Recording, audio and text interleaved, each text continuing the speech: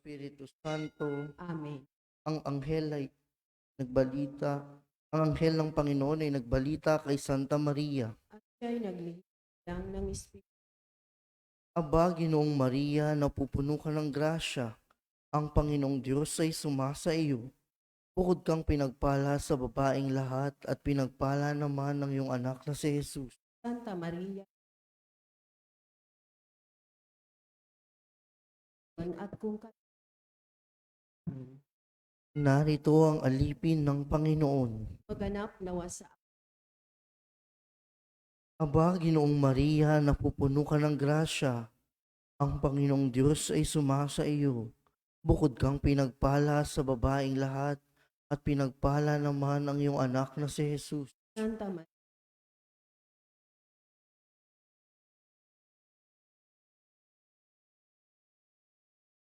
At ang salita ay nagkatawang tao. at nakipagbuhay. Aba, Ginoong Maria, napupuno ka ng grasya. Ang Panginoong Diyos ay sumasa iyo. Bukod kang pinagpala sa babaeng lahat at pinagpala naman ang iyong anak na si Jesus. Santa Maria, kung kami, Ipanalangin mo kami, O Santa na Ina ng Diyos. nang kami maging Manalangin tayo. Panginoon naming Diyos, kasihan mo nawa ang aming mga kaluluwa sa iyong mahal na grasya at yayamang dahilan sa pamamalitan ng anghel ay nakilala namin ng pagkakatawang tao ni Jesucristong anak mo, pakundangan sa mahal na pasakit at pagkamatay niya sa krus. Papakinabangan mo kami ng kanyang pagkabuhay na magmuli sa kadakilaan sa langit. Sa pamamagitan ni Jesucristong aming Panginoon, luwalhati sa Ama at sa Anak at sa Espiritu Santo. kawalang. Sa ngalan ng Ama at ng Anak at ng Espiritu Santo. Amen.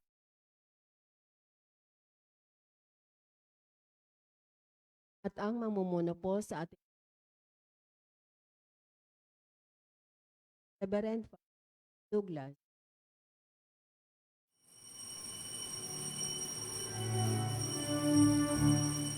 Lihim ng Panginoon, umawit ng kagalakan, at tugtugin ang gitara, at ang kaaya-ayang lira. Ipan ninyo ang trumpeta, kaya Panginoo'y dinggin, ang landas niya'y tahakin, habang buhay ay purihin, kagandang loob niya sa atin. Purihin ang Panginoon, umawit ng kagalakan, at tutugin ang gitara, at ang kaaya-ayang lira. Ipan ninyo ang trumpeta, ipan ng trumpeta.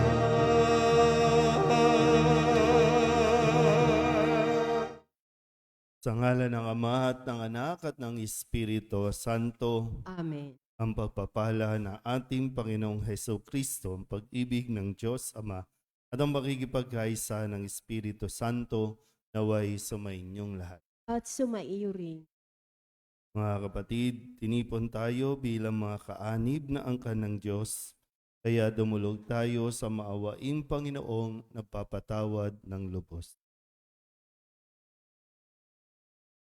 Sinugong tagapagpagaling sa mga nagsisisi, Panginoon, kaawaan mo kami. Panginoon, kaawaan mo kami. Dumating na tagapag-anyayang mga makasalanay magsisi, Kristo, kaawaan mo kami. Kristo, kaawaan mo kami. Nakaluklok ka sa kanan ng Diyos Ama para ipamagitan kami. Panginoon, kaawaan mo kami. Panginoon, kaawaan mo kami. Awaan tayo na makapangyarihang Diyos, patawarin tayo sa ating mga kasalanan at patnubayan tayo sa buhay. Manalangin tayo. Ama naming makapangyarihan, ang iyong dumadalanging sambayanan ay matapat mo nawang lingapit subaybayan upang makita namin ang dapat gampanan at para rito'y magkaroon kami ng kakayanan sa pamamagitan ni Jesucristo kasama ng Espiritu Santo magpasawat. Amen. Opo po ang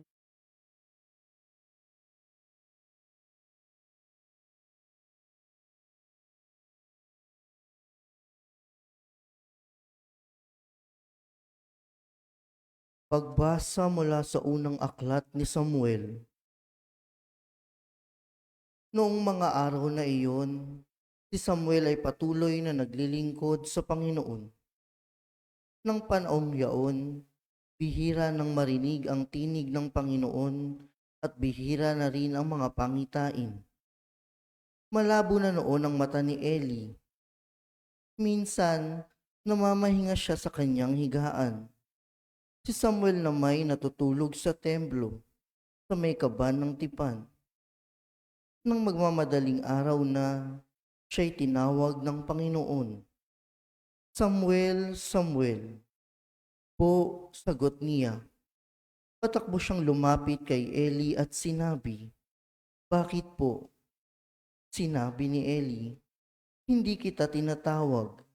Mahiga ka na uli." Nagbalik nga siya sa kanyang higaan. Tinawag siya uli ng Panginoon. Bumangon siya, lumapit kay Eli at tinanong, "Tinatawag po ba ninyo ako?" Sinabi ni Eli, "Hindi kita tinatawag, anak. Mahiga ka na uli." Hindi pa kilala ni Samuel ang Panginoon sapagkat hindi pa siya kinakausap nito. Sa ikatlong beses na tawagin siya, lumapit uli siya kay Eli at sinabi, "Narinig ko pong tinawag ninyo ako." Naisip ni Eli na ang Panginoon ang tumatawag kay Samuel. Kaya sinabi niya, "Sige, mahiga ka uli. Kapag narinig mo pang tinawag ka, ganito ang sabihin mo, 'Magsalita po kayo, Panginoon. Nakikinig po ang inyong lingkod." At muling nahiga si Samuel. Ang Panginoon ay lumapit kay Samuel at tinawag ito. Sumagot si Samuel, "Magsalita po kayo. Nakikinig ang inyong lingkod." Habang lumalaki si Samuel, patuloy siyang pinapatnubayan ng Panginoon at nagkakatotoo ang lahat ng sinasabi niya. Dahil dito, kinilala ng buong Israel mula sa Dan hanggang sa Berseba na si Samuel ay isang tunay na propeta ng Panginoon. Ang salita ng Diyos. salamat sa Diyos. Salmong tugunan, handa akong naririto upang sundin loob mo. Lahat. Handa akong naririto upang sundin loob mo. Ako ay naghintay sa aking Panginoon at dininig niya ang aking pagtaghoy. Mapalad ang taong may tiwala sa Diyos at sa Diyos-Diyos ay hindi dumudulog, hindi sumasama sa nananambahan, sa mga nagkalat na Diyos-Diyosan. Tugon, Handa akong naririto upang sundin loob mo. ang mga panghandog pati mga hain at mga hayop na handang sunugin, hindi mo naibig sa dambana dalhin, upang yaong salay iyong patawarin. Sa halip, ang iyong kaloob sa akin ay ang pandinig ko upang ika'y dinggin. Tugon, Handa akong naririto upang sundin loob mo. kaya ang tugon ko, ako'y naririto. Nasa kautusan ang mga turo mo. Ang nais kong sundi, iyong kalooban. Aking itatago, sa puso ang aral. Tugon, Handa akong naririto upang sundin ang mo. Ang pagliligtas mo'y aking inihayag. Saan man magtipon ang iyong mga anak, di ako titigil ng pagpapahayag. Tugon, Handa akong naririto upang sundin ang loob mo. Tumayo po ang lahat.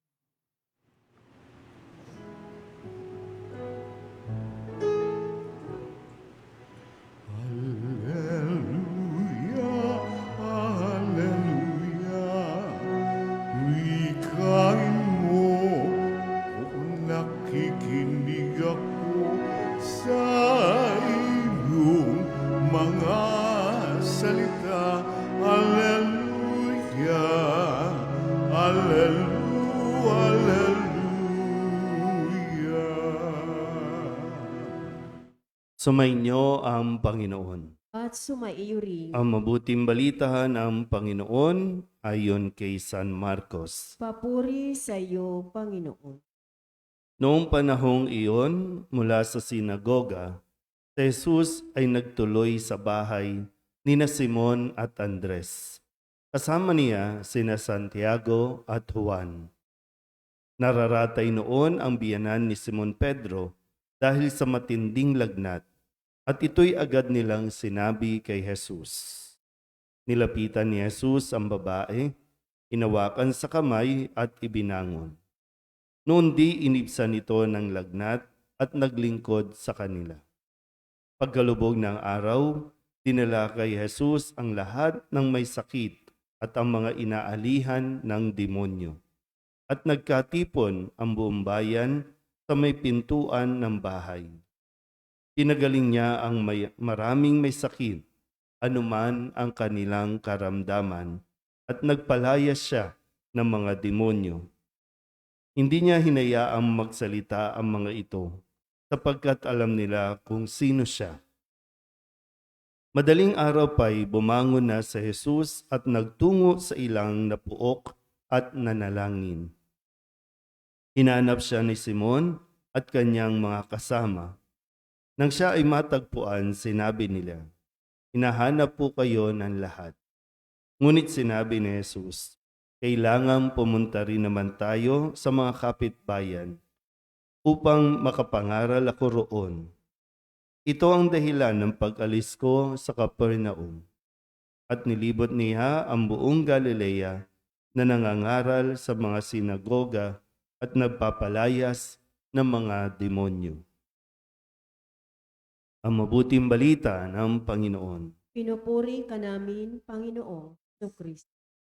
Isang mapapalang umaga po sa inyong lahat. Ngayon po ay Miyerkules para sa unang linggo ng karaniwang panahon. At sa ating pong Ebanghelyo, muli pinapaalalahanan tayo ng napakahalagang bahagi po ng ating buhay na hindi dapat kalimutan o kaya naman hindi dapat iisang tabi. Sa simula pa lang ng ating Ebanghelyo ay nagpagaling na si Jesus ng mga may sakit, lalo tigit yung biyanan ni Simon Pedro na mayroon pong matinding lagnat. At pagkatapos niyan ay dinala kay Jesus ang napakarami pang may sakit at mga inaalihan ng demonyo. Nagtipon-tipon doon sa bahay. Pero lahat ng ito ay o marami sa mga may sakit na ito ay kanyang pinagaling.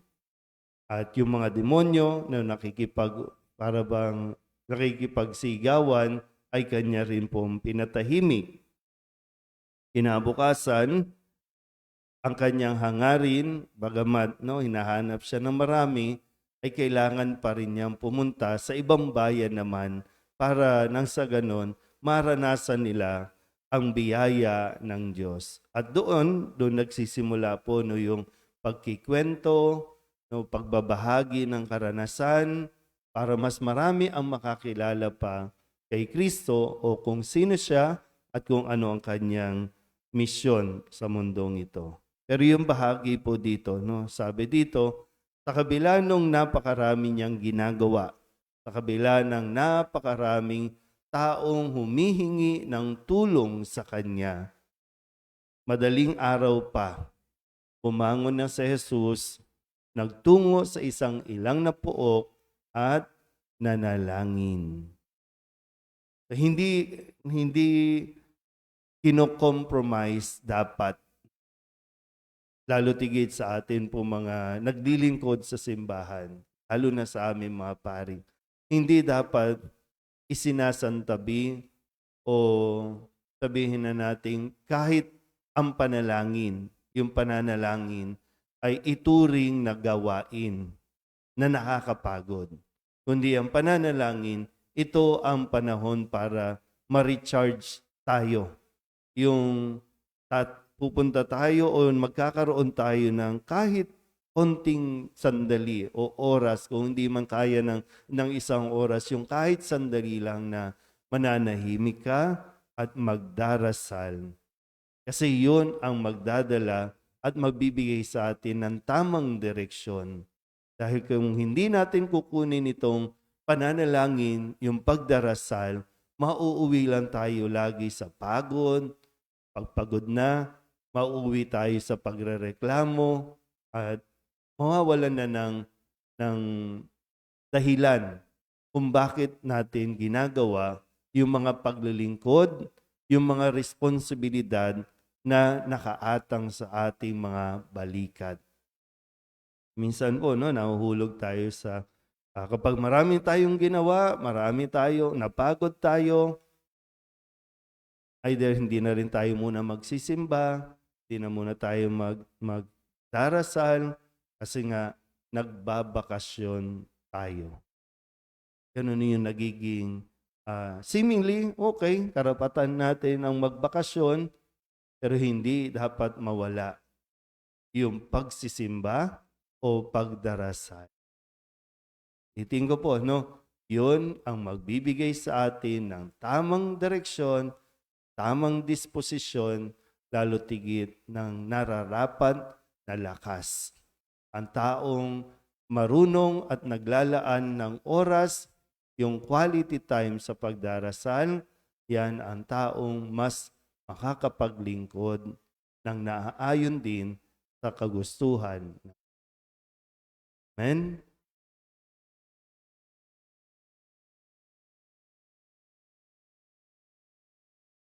Tulad ng mga taong nagdala kay Jesus ng mga may sakit at mga inaalihan ng demonyo, dalhin natin sa ating Amang nasa langit ang lahat ng may dalang hinagpis at paghihirap at nangangailangan ng kagalingang puno ng pagmamahal.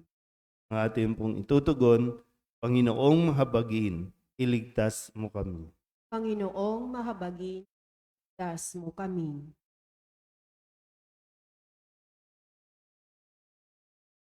Ang simbahan naway laging manalig sa Panginoon sa harap ng mga pagsubok at paghihirap. Manalangin tayo sa Panginoon. Panginoon, mahabagin, iligtas mo kami. Ang mga naghihikahos sa daigdig, lalo na ang mga walang katarungang pinagkaitan ng pagkain, damit o kalayaan, naway mabigyan natin ng pag-asa at kalakasan ng kalooban. Manalangin tayo sa Panginoon. Panginoong, mahabagin, iligtas mo kami. Ang mga nahihirapan dahil sa pamimighati at pag-aalala, naway makatagpo kay Kristo ng matatag na kanlungan at katigan. Manalangin tayo sa Panginoon. Panginoong, mahabagin, iligtas mo kami. Ang mga naghihirap dahil sa karamdaman at yaong mga taong mabibigat ang mga pasanin sa buhay, naway matagpuan ng Panginoon sa kanilang dinaranas ng mga pagsubok. Manalangin tayo sa Panginoon. Panginoong, mahabagin, iligtas mo kami. Ang mga yumao at yaong mga namimigati dahil sa kanilang paglisan, naway makatagpo ng pag-asa at kaginhawaan sa pagkabuhay na magmuli ni Jesus.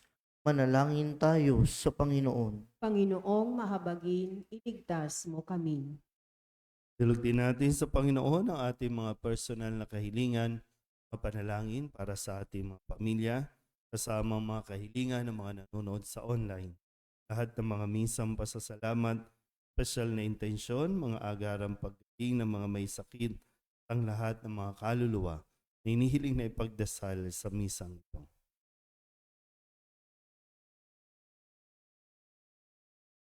Ang lahat ng ito inihiling namin sa ngalan ni Kristong aming Panginoon. Maupo po ang lahat.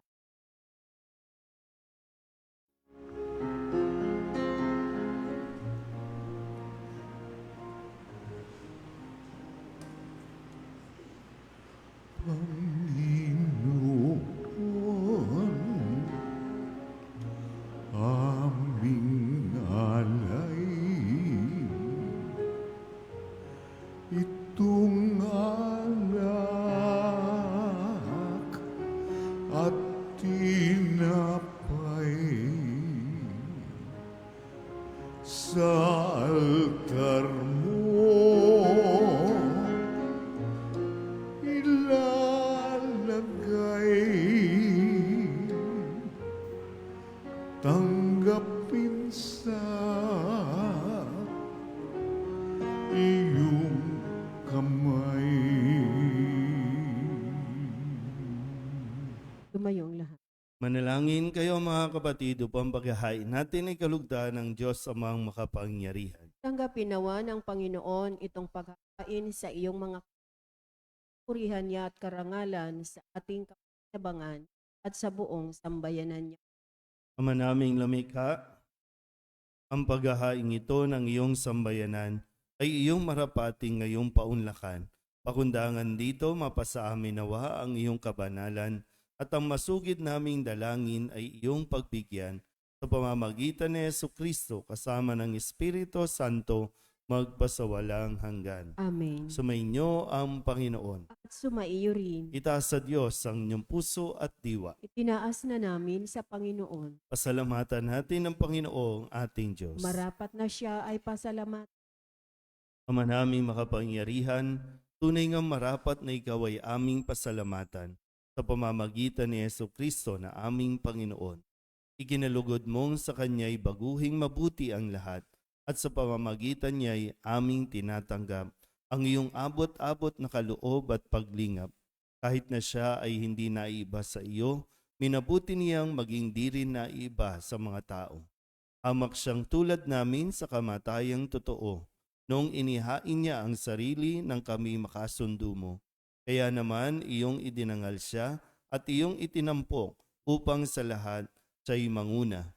Ngayon nga'y lahat ng sa kanya'y nakikiisa ay talagang magkakamit ng iyong buhay at ligaya.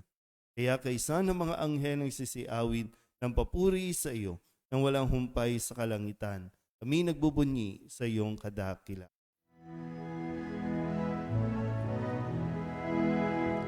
Santo, Santo, Santo, Panginoong Diyos na makapangyarihan, napupuno ang langit at lupa ng kalwalhatian mo. O sana sa kaitaasan, pinagpalang naparito sa ngalan ng Panginoon. O sana sa kaitaasan. Ama naming banal, ikaw ang bukal ng tanang kabanalan, kaya't sa pamamagitan ng iyong Espiritu, gawin mong banal ang kaloob na ito upang para sa aming maging katawan at dugo ng aming Panginoong Hesu Kristo.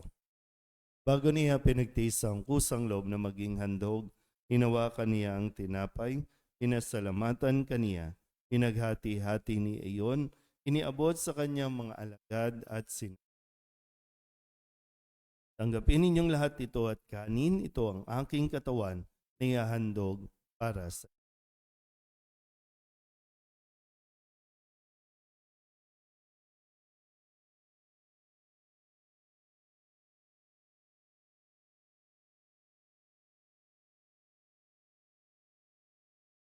Hindi naman nang matapos ang hapunan, hinawakan niya ang kalis, muli kaniyang pinasalamatan. Iniabot niya ang kalis sa kanyang mga alagad at sinabi, tanggapin ninyong lahat ito at inumin.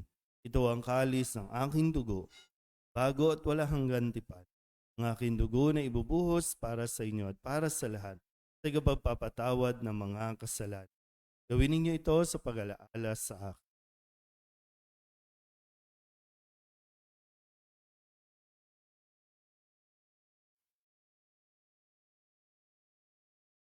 Ipagbunyi natin ang misteryo ng pananampalataya. Si Kristo'y namatay. Si Kristo'y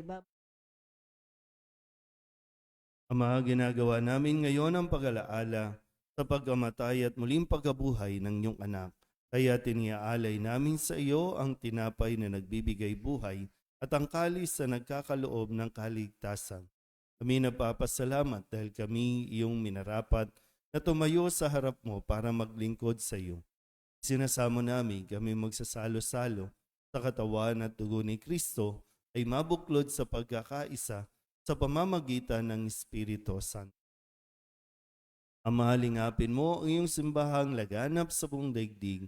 Puspusin mo kami sa pag-ibig kay San Francisco na aming Papa at ni Jose na aming Obispo at ng Tanang Kaparian.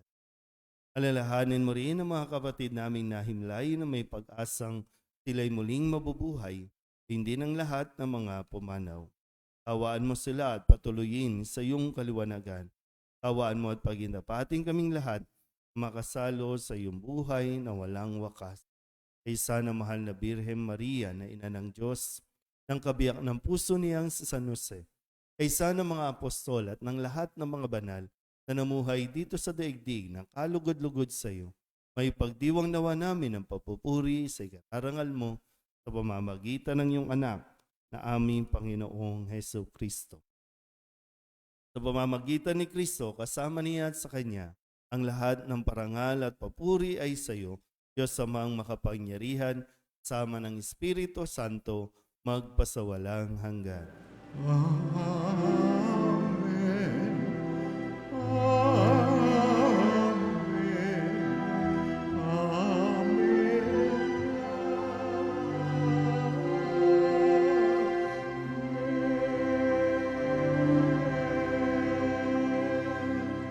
Sa tagubili ng mga nakagagaling na utos at turo ni Jesus sa Panginoon natin at Diyos, natin ang lakas.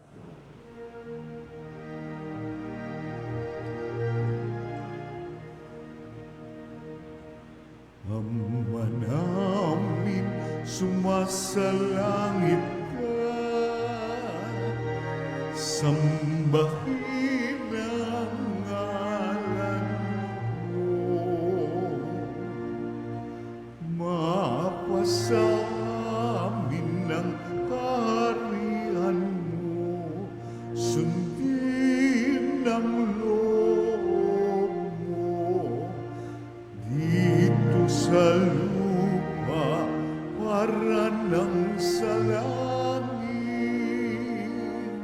Bigyan mo kami ngayon ng aming kakanin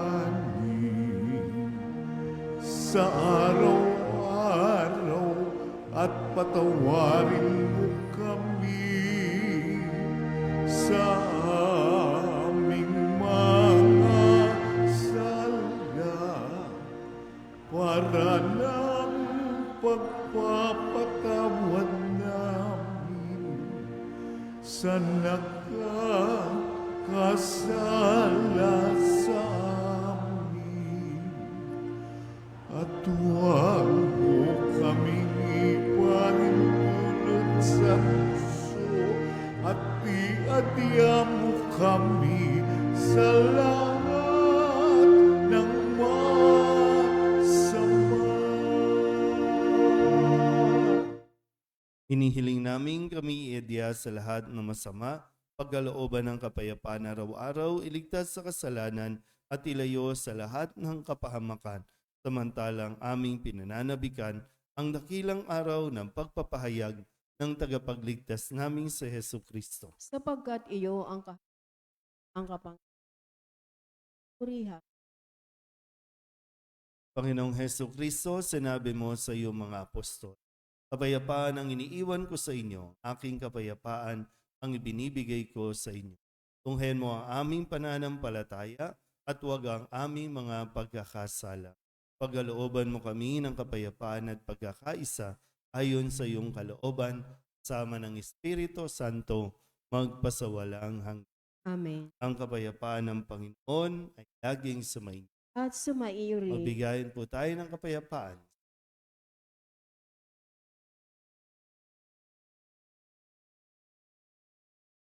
Kordero ng Diyos na nag-aalis ng mga kasalanan ng maawa ka sa amin. Kordero ng Diyos na nag-aalis ng mga kasalanan ng sanlibutan, maawa ka.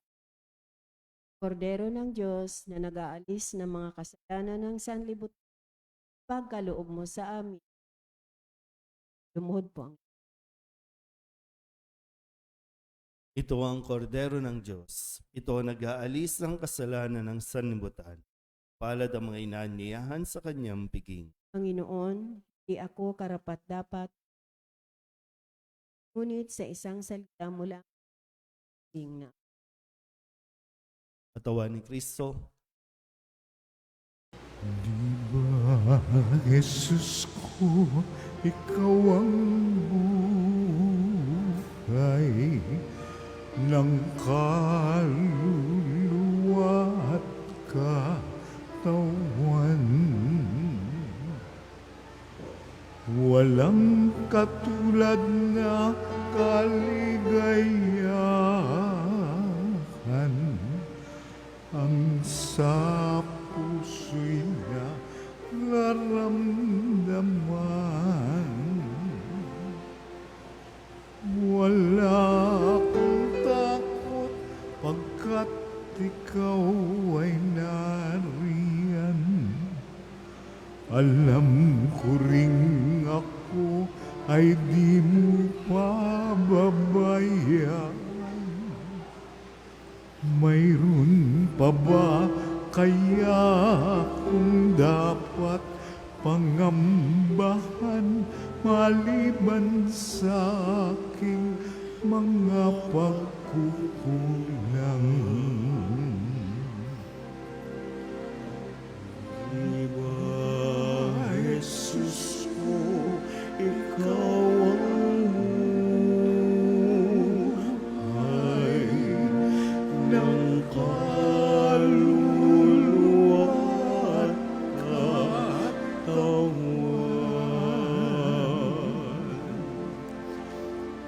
Walang katulad na kaligayahan ang sa puso'y nararamdaman.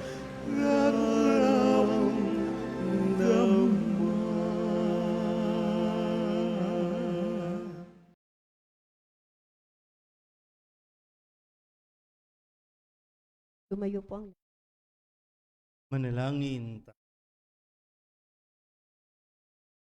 Ama naming mapagmahal, hinihiling namin kami pagbigyan, pakundangan sa iyong dulot na pakikibang. Ipagkaloob mong ikaw ay aming paglingkuran sa pamumuhay namin sa paraang iyong kinalulugdan sa pamamagitan ni Jesucristo, sama ng Espiritu Santo, magpasawal. amin. Sumainyo ang Panginoon. At sumaiyo rin. At pagpalain kayo ng makapangyarihang Diyos, Ama at Anak, Espiritu Santo, tapos ng banal na misa, humingi tayo sa kapayapaan ni Kristo. Salamat sa Diyos. Magandang umaga.